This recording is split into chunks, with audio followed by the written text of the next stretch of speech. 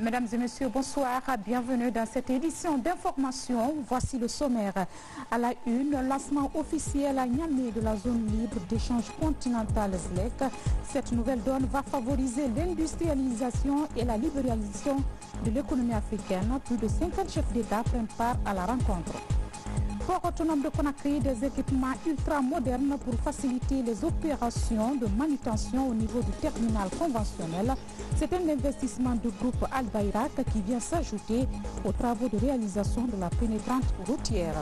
Développement à la base, l'ANAFIC poursuit les offres de réalisation à l'intérieur du pays. La préfecture de Dabola bénéficie de plusieurs infrastructures communautaires. Voilà pour les titres encore une fois. Bienvenue à tous. À Niamey, au Niger, une cinquantaine de chefs d'État, dont le professeur Alpha Condé, célèbrent l'entrée en vigueur de la zone libre d'échange continental ZLEC. Cette nouvelle donne va favoriser l'industrialisation et la libéralisation de l'économie africaine. Une avancée historique pour le continent. Sanassi Keita, bureau de presse de la présidence de la République. Le palais des congrès de Niamey.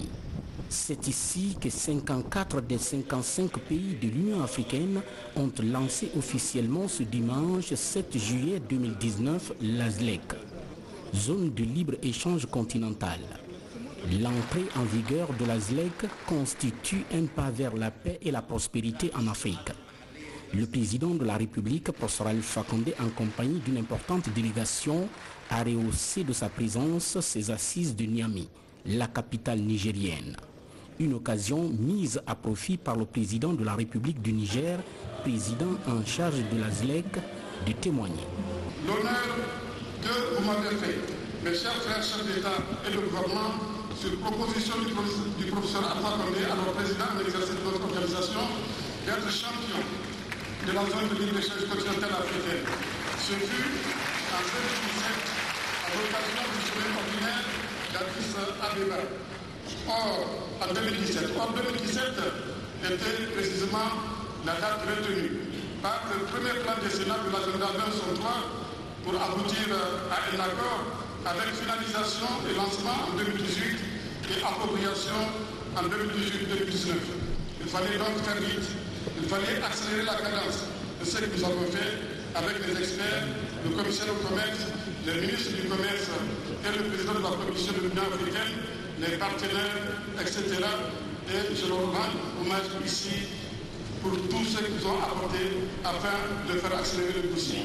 En effet, 1 an et 3 mois après ma désignation comme président, 44 États signèrent le 21 mars 2018 à Kigali l'accord portant sur la libéralisation du commerce des marchandises et des services ainsi que sur le règlement des différences. Aujourd'hui, 53 États sont signataires de cet accord 54, de cet accord qui est entré en vigueur depuis le 30 mai, après que 24, aujourd'hui 25 États les ratifient. Cette entrée en vigueur de la zone de libre-échange continentale africaine est la plus rapide de toute l'histoire de notre organisation. Plusieurs chefs d'État et de gouvernement ont pris part ce dimanche 7 juillet 2019 à ce 12e sommet extraordinaire de l'Union africaine consacré à la zone de libre-échange continental qui est un marché unique à l'échelle du continent africain. Son objectif est d'établir un marché intégré de plus d'1,2 milliard d'habitants pour les biens et les services et incluant la libre circulation des personnes et des capitaux. Économie maritime, à moins d'1 mois, 2 grues ultramodernes sont mises à la disposition des acteurs portuaires. Elles vont permettre à ces grues de faciliter les opérations de manutention au niveau du terminal conventionnel. Un investissement du groupe Al-Bayrak qui vient s'ajouter aux travaux de réalisation de la pénétrante routière afin de réduire le mouvement des camions à conteneurs dans la presqu'île de Kalouma. Explication Fodé Camara. Le contrat de concession du terminal conventionnel du port autonome de Conakry entame sa phase active avec l'accostage d'une grue moderne de manutention de 1200 tonnes à l'heure. Cette grue est accompagnée d'élévateurs, de remorques et de véhicules de manutention. L'objectif du partenariat public-privé scellé avec le groupe turc Al-Bayrak est de booster le segment de la logistique pour améliorer les cadences de traitement des marchandises. The operation will continue approximately 4 days. On va faire 4 jours en train de faire l'assemblage pour décharger les équipements. Mais lorsque nous allons commencer les opérations au port de Conakry, ça va avoir un impact très positif. Il y aura une augmentation de l'effectif du docker. Il y aura une augmentation aussi au niveau des activités portières. Les activités portières seront vraiment boostées. Cette grue, capable de soulever 140 tonnes et d'une cadence de déchargement de 1200 tonnes à l'heure, vient s'ajouter à une autre débarquée récemment de 84 tonnes de capacité de levage et d'une fréquence de débarquement de 1000 tonnes de marchandises. Ces deux unités mobiles de grande capacité vont permettre de décharger rapidement les navires pour soulager les importateurs. Ces investissements de plus de 16 millions de dollars sont susceptibles de réduire de façon drastique des surestaries évaluées aujourd'hui à plus de 500 000 dollars. Des surestaries dues au long délai d'attente des navires en rade. Aujourd'hui à Conakry, tous les navires qui viennent sont obligés d'être équipés de grilles. Les navires qui n'ont pas de grilles ne peuvent pas venir à Conakry. Alors que c'est les navires qui n'ont pas de grilles qui coûtent moins cher que les navires qui ont des grilles. Donc avec cet équipement au port de Conakry, d'abord c'est le fret qui va baisser, donc ce qui impacte nécessairement le panel de la ménagère. Donc ça va dans le sens de l'amélioration des conditions de vie de la population, tel que prôné par le président de la République.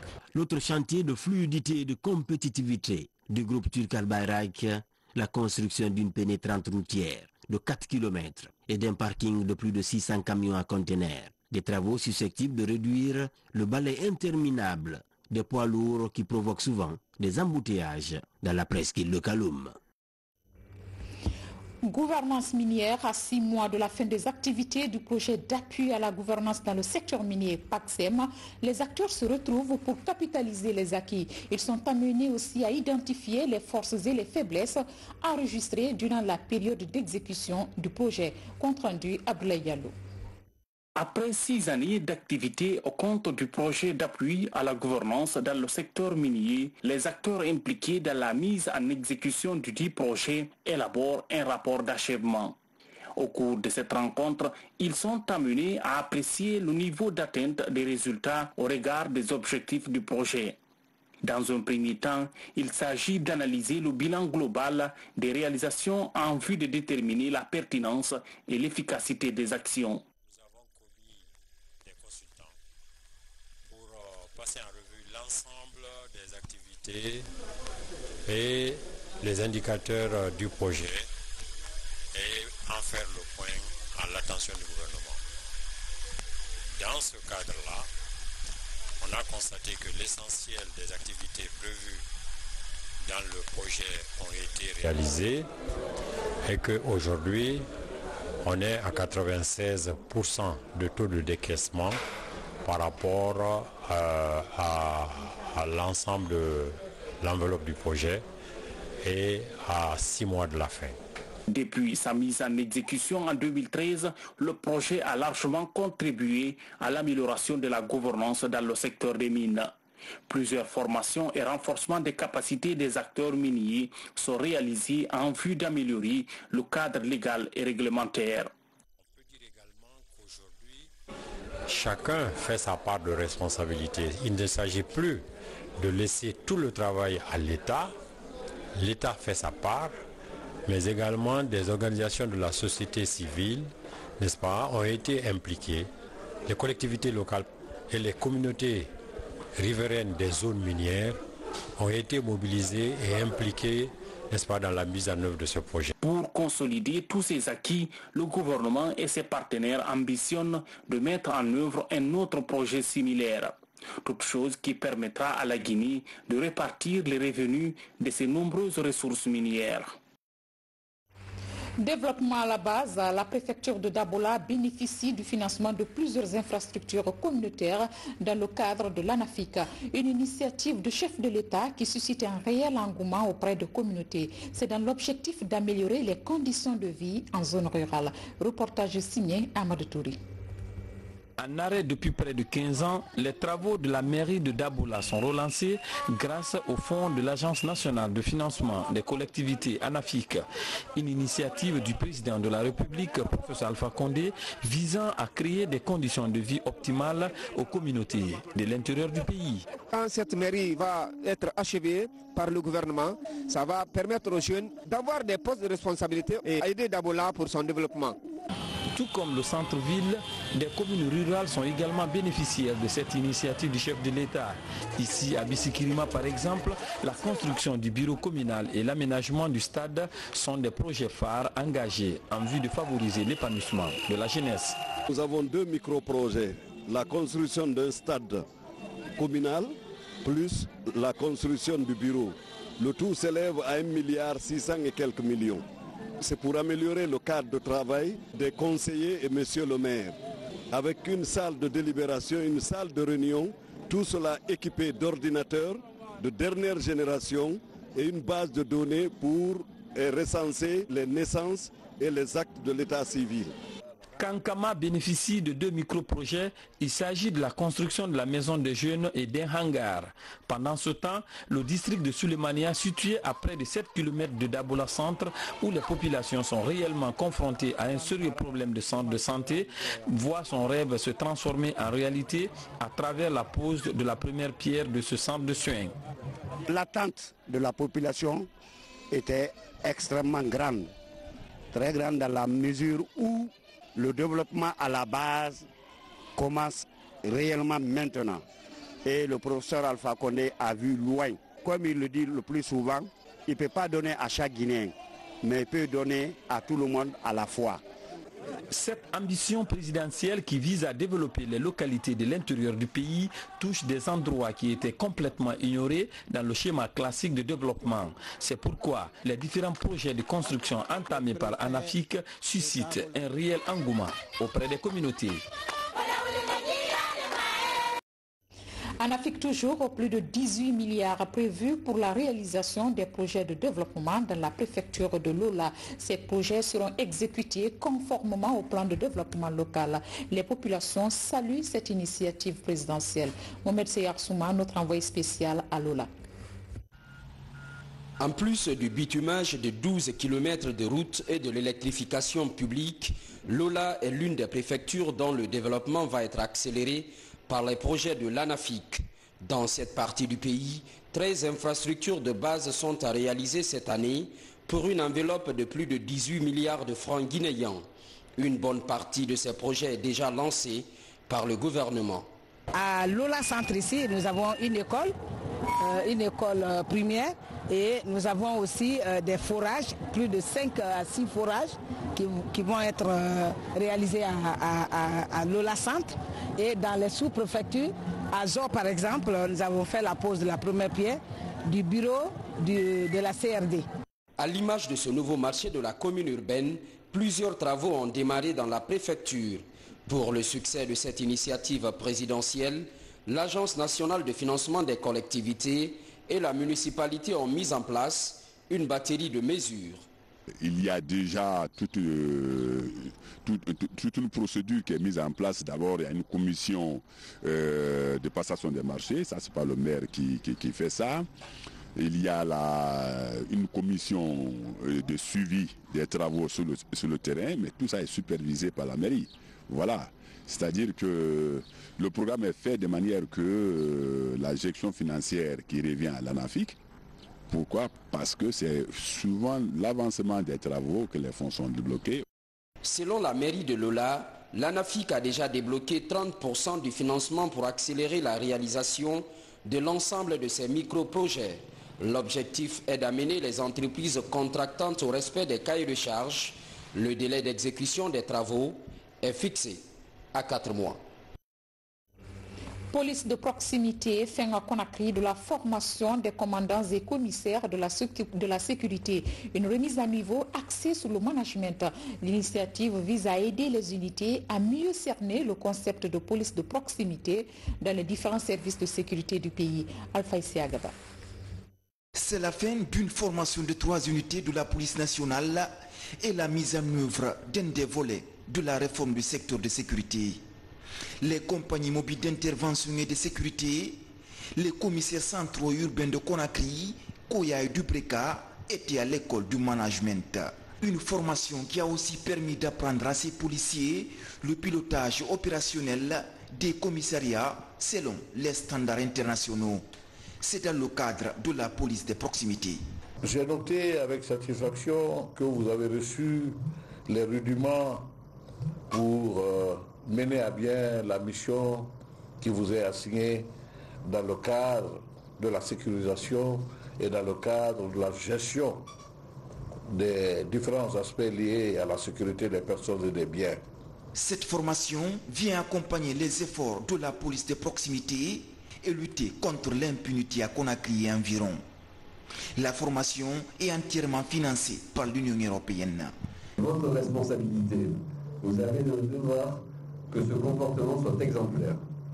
Redresser l'image et la perception de la police auprès de la population guinéenne est un beau défi et vous êtes en première ligne pour le relever. Cette formation que les stagiaires ont suivie avec intérêt et abnégation constitue désormais un outil important pour la gestion efficace et efficiente des services de sécurité. Nous participants à cette formation, prenons l'engagement ultime d'intégrer dans nos activités quotidiennes les préceptes que nous avons reçus de cette formation au niveau de nos services respectifs. La police de proximité est actuellement présente dans toutes les capitales régionales. L'ambition des autorités du ministère de tutelle et leurs partenaires est de former toutes les unités de la police nationale en police de proximité. Un mode politique, mobilisation des populations de Kankan, c'est à l'occasion de la célébration en différé de la date anniversaire du retour du professeur Alpha Condé le 17 mai 1991. Une cérémonie marquée par un carnaval géant. Mounir Bari, Fodé Bangal Fofana depuis le Nabaya. C'est une population de Kankan-Nabaya en liesse qui est sortie ce matin pour magnifier la gouvernance du chef de l'État, professeur Alpha Condé. Le 17 mai 1991 est une date mémorable pour les responsables du parti au pouvoir, le RPG Arc-en-Ciel, ses militants et sympathisants, le retour triomphal du professeur Alpha Condé au pays. Un anniversaire célébré sous le signe d'une population nettement favorable au projet d'une nouvelle constitution. C'est la plus grande date chez nous. Comme vous l'avez dit, à chaque année, nous la commémorons. Kankan a décidé que le président propose une nouvelle constitution au peuple de Guinée. Le bureau politique national a fait une déclaration. Nous autres, nous empâtons le pas. Il s'agit de notre soutien en faveur de la nouvelle constitution. C'est cela qu'on a ajouté aux festivités de l'anniversaire. C'est pourquoi on a fait ce 28e anniversaire de façon très spéciale. Parce qu'on a fait venir ici toutes les sections de la Haute-Guinée.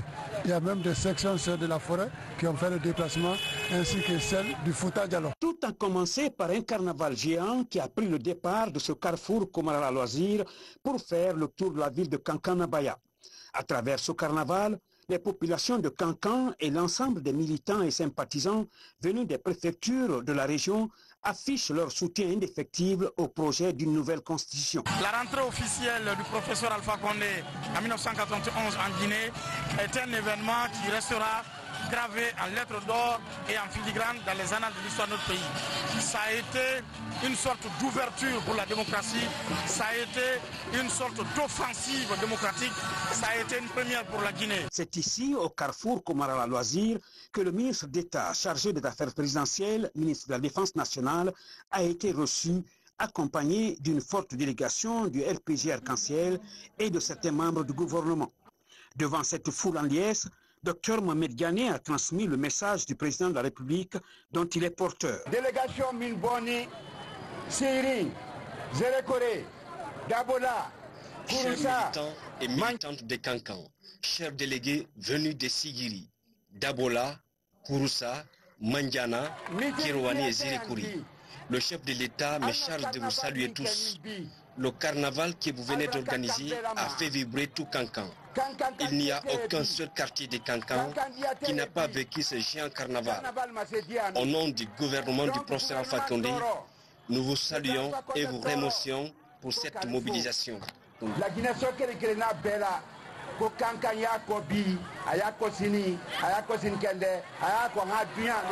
La ville de Kankan-Nabaya et l'ensemble des préfectures de la région viennent de réaffirmer leur soutien indéfectible au projet de société du président professeur Alpha Condé.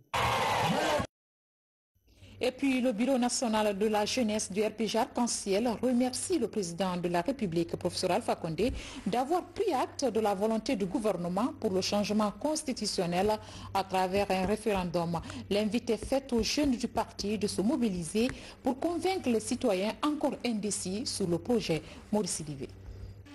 Au cours du Conseil des ministres du 27 juin dernier, le chef de l'État avait pris acte de la volonté du gouvernement à doter la Guinée d'une nouvelle constitution. Cette décision galvanise les structures de jeunesse de la mouvance présidentielle des 8 régions administratives du pays. Ici, au quartier général du parti au pouvoir, l'annonce est faite officiellement par le secrétaire général du Bureau national de la jeunesse. La République de Guinée s'est dotée d'une constitution dès sa naissance en 1958. La nécessité de se doter d'une constitution ainsi totalise, depuis son accession à l'indépendance, 4 constitutions respectivement établies le 10 novembre 1958, le 14 mai 1982, le 23 décembre 1990 et le 7 mai 2010. Je me pose la question de savoir si ces constitutions sont-elles tombées du ciel? Je dis non, non et non. Après avoir donné des arguments sur la nécessité du projet d'une nouvelle constitution, le secrétaire général du RPG Arc-en-Ciel a invité tous les jeunes du parti à aller à la conquête des citoyens encore indécis afin qu'ils adhèrent à l'initiative. La jeunesse, faites ce qu'on appelle le porte-à-porte au niveau des quartiers. Ne vous contentez pas aux actions rurales. Ne vous contentez pas des discours, mais allez rencontrer, si vous voulez, les citoyens qui n'ont jusqu'à présent pas compris la nécessité pour donner le détail de la nomenclature de cette constitution. Plusieurs responsables des structures de jeunesse, notamment la COS, coalition des cadres pour l'émergence du RPG Arc-en-Ciel, s'engagent à convaincre la majorité des citoyens. Il faut aller vers les citoyens pour leur expliquer le fondement c'est-à-dire la nécessité qui pousse le parti au pouvoir à soutenir son leader de changer la constitution afin de doter notre pays des textes juridiques qui prennent en compte toutes les préoccupations des citoyens, à commencer des responsables jusqu'aux citoyens lambda. La direction nationale de la jeunesse du RPG Arc-en-Ciel soutient que le droit constitutionnel sur cette question a évolué. Selon elle, l'établissement d'une nouvelle constitution est en fonction des réalités et mutations sociopolitiques. Au même chapitre, une nouvelle constitution pour la Guinée, c'est le thème d'une conférence débat qui s'est tenue au gouvernorat de la ville de Conakry. L'action est pilotée par la coalition citoyenne de la société civile guinéenne. Compte rendu, Moussa Bangora. Le changement de constitution, un sujet d'actualité en débat dans la capitale Conakry. Ici au gouvernorat, acteurs de la société civile, jeunes leaders et autres groupes sociaux partagent des expériences sur la nécessité d'une nouvelle constitution.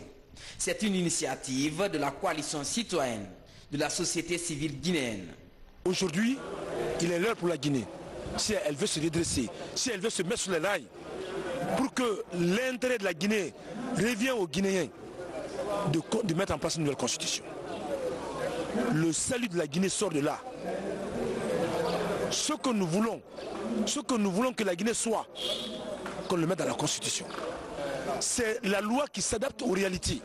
La démocratie, comme son nom l'indique, pouvoir du peuple par le peuple pour le peuple. C'est l'acceptation de l'opinion de l'autre. C'est le débat contradictoire. Élus locaux, représentants de formations politiques et autres parlementaires prennent part à la rencontre, tous favorables à la révision de la Constitution. Il ne faut pas confondre une affaire du 3e mandat au changement constitutionnel. Le professeur Alpha Condé peut changer la constitution sans être candidat en 2020. L'État est une continuité. Celui qui nous a créés, qui est omnipotent, omniscient, a modifié, a changé les constitutions dans les temps, pendant les périodes, pour qu'à l'être humain que nous sommes, nous ne pouvons pas le faire. En l'adaptant à nos réalités, en l'adaptant au contexte. En tant que citoyen, je suis favorable à l'idée d'une nouvelle constitution en Guinée. Parce que notre pays a besoin de ça aujourd'hui. Il ne faut pas voir l'étiquette de la personne qui présente la constitution. Il faut voir déjà les manquements qui figurent dans l'actuelle constitution et les opportunités que la nouvelle constitution va nous apporter à la vie de notre nation. Parce que je donne juste un exemple. Nous avons pas mal d'institutions aujourd'hui. Nous avons la haute autorité de la communication, nous avons le Conseil économique et social, nous avons toutes ces institutions chez nous aujourd'hui. Mais quelle est la place que la constitution actuelle donne à ces institutions? La coalition citoyenne de la société civile a, au cours de cette rencontre d'échange, procédé à la validation de ces antennes communales. Ces antennes, une fois opérationnelles, feront des animations de proximité pour une large compréhension du principe de nouvelle constitution par les citoyens à la base. Sport Info Cannes, vous le savez déjà, fini l'aventure pour le Sili national de Guinée. L'équipe guinéenne quitte la compétition au stade des 8e de finale. Les coéquipiers de Ibrahim Traoré se sont inclinés face au Fennec d'Algérie sur le score de 3-0. Suivez le résumé de nos envoyés spéciaux au Caire en Égypte.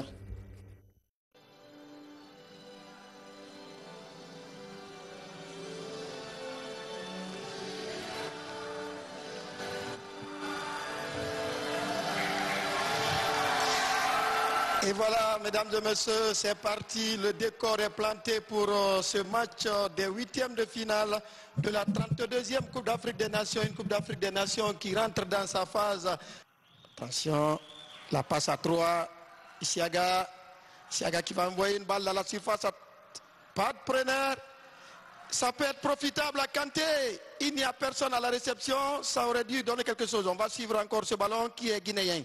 Il faudrait faire attention, l'Algérie est dans un bon temps fort en ce moment, il ne faudrait pas encaisser à ce moment du match, voilà. Et alors, voilà. Attention, c'est l'ouverture du score côté algérien, le ballon est parti pendant que vous expliquez la précédente action. Il y a eu échappé finalement le dossard 8 du côté algérien. Belaïli qui est venu, on sentait ce but venir Ibrahim Diallo. Voilà, mesdames et messieurs, ce Téléman Sport met fin à cette édition. Grand merci à vous pour votre obligeante attention. Je vous souhaite un bon début de semaine. À très bientôt.